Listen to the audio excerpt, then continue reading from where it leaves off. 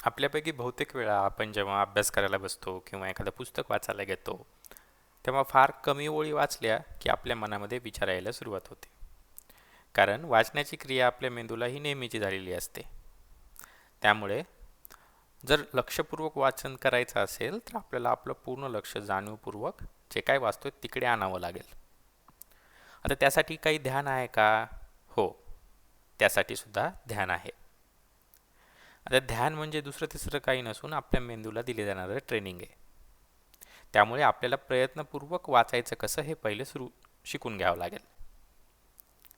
आता हातामध्ये कुठलंही पुस्तक असेल तर ते पुस्तक घ्यायचं आहे. सुरुवातीला आवडतीचं पुस्तक घ्या तुम्ही, जे पुस्तक वाचल्यानंतर तुम्हाला आनंद मिळतो किंवा आवडतं, अशा आवडत्या लेखकाचं किंवा अभ्यासाचं, कुणाला जर अभ्यास आवडत असेल तर ते अभ्यासाचं पुस्तकही तुम्ही घेऊ शकता.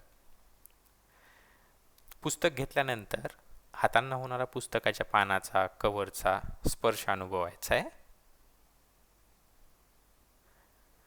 बऱ्याच जणांना पुस्तकाचा वास आवडत असतो. तो वास घ्यायचा आहे जेणेकरून तुम्ही वर्तमान क्षणात येताल.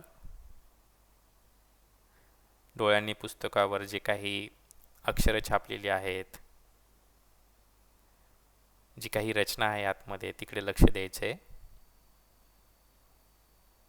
आणि हळूवार एक एक एक एक ओळ वाचायला सुरुवात करायची आहे. प्रत्येक ओळ वाचत असताना त्याच्या अर्थाकडे लक्ष द्यायचे.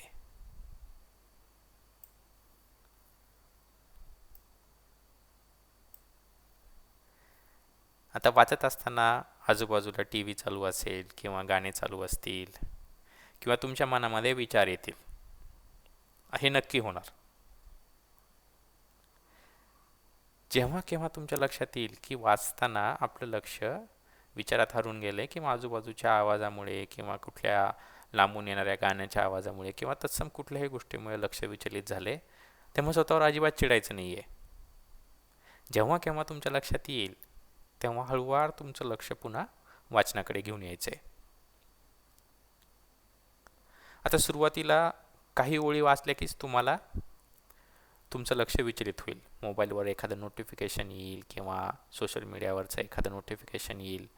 पण जाणीवपूर्वक आता ठरवायचं आहे, निग्रहाने ठरवायचं आहे की वाचन हे माझ्यासाठी सध्या महत्त्वाचं आहे. म्हणजे सध्याचं माझं मूल्य ठरवलं आहे मी की पुढील अर्धा तास मी वाचन करणार आहे.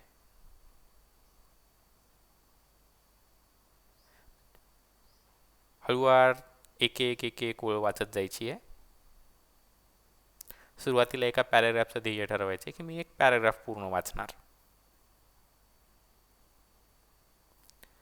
आता तो पूर्ण पॅराग्राफ तुम्ही वाचलाय,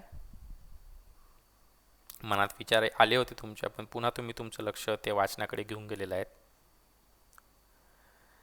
आता स्वतःला शाबासकी द्यायची की मी एक पॅराग्राफ पूर्ण मन लावून वाचू शकलो. एवढा एक पॅराग्राफ झाल्यानंतर जे काय वाचले ते डोळे बंद करून एकदा आठवायचा प्रयत्न करायचा. पूर्ण आठवेल याची काहीच गरज नाही आहे. अगदी त्यातले काही थोडं थोडं जरी आठवलं तरी ते आठवायचे काय वाचले ते.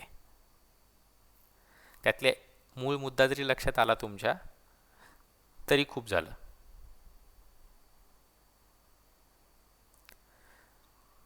अगदी असंच आता पुढच्या ओळी वाचायला सुरुवात करायची आहे. ही सायकल रिपीट करायची आहे. म्हणजे तुम्ही वाचायला सुरुवात केली आहे, थोडं वाचल्यानंतर मनात विचार आले, नाही आले तर उत्तमच आहे, पण जर आले, लक्ष विचलित झालं, जेव्हा लक्षात येईल त्यावेळेस पुन्हा लक्ष वाचनावर घेऊन यायचे. विचारांना थांबवणं सोडून द्यायचे. विचार थांबत नसतात. मेंदूचं काम विचार करणं हे आपल्याला आपलं लक्ष ठरवून वाचनावर आणायचे. आणि एक पान किंवा एक पॅराग्राफ, प्रत्येकाची वेगवेगळी पद्धत असू शकते किंवा प्रत्येकाची ग्रास्पिंग पॉवर सुद्धा वेगवेगळी असू शकते. त्याच्यामध्ये काहीच गैर नाही आहे. तुम्ही जसं जसं सराव करत जाल, जशी जशी तुम्हाला विचलित लक्ष झाल्यावर पुन्हा लक्ष वाचनावर घेऊन यायची सवय वाढेल, तसं हळूहळू 2 ओळी, नंतर एक पॅराग्राफ, नंतर एक पान, अशी तुमची कॉन्सन्ट्रेशन वाढत जाईल.